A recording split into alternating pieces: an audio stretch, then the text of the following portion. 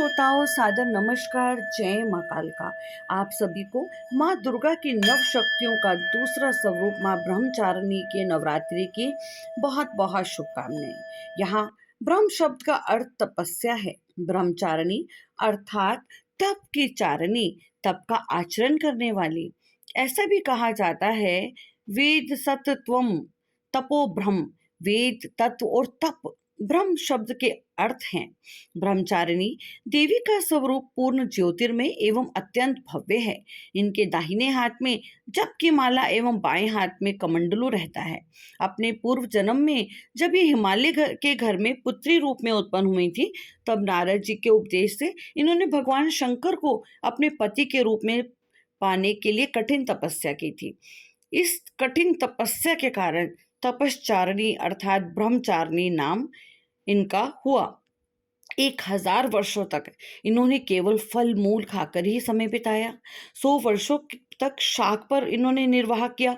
कुछ दिनों तक कठिन उपवास रखते हुए खुले आकाश के नीचे वर्षा धूप भयानक कष्ट सहे।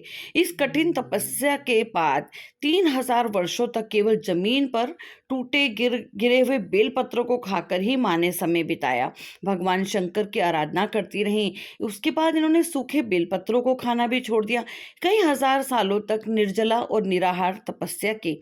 पत्तों यानी पर्ण को भी खाना छोड़ देने के कारण इनका एक नाम अपर्णा भी पड़ गया।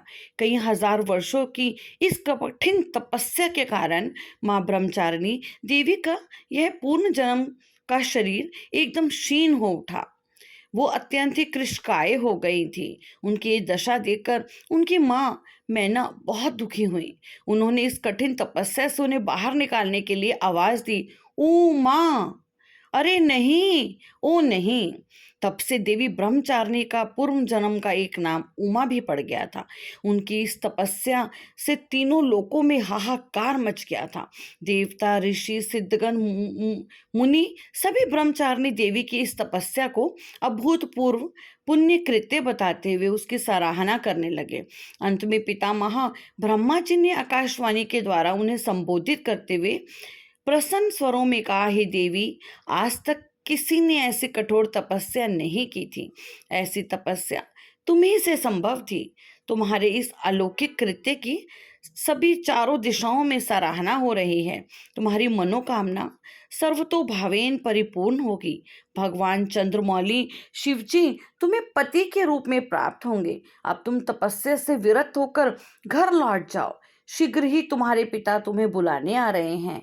माँ दुर्गा जी का ये स्वरूप भक्तों और सिद्धों को अनंत फल देने वाला है।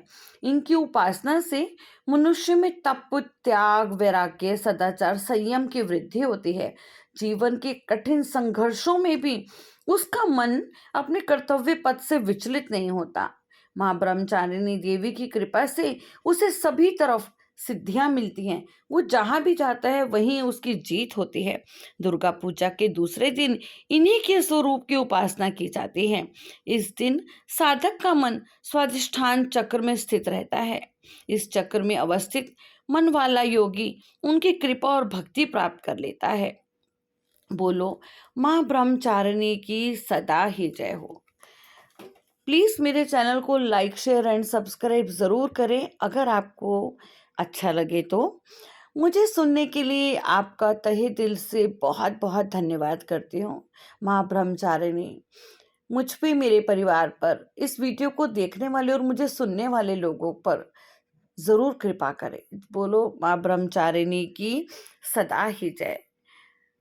करने को शुद्धि करना गई हूँ,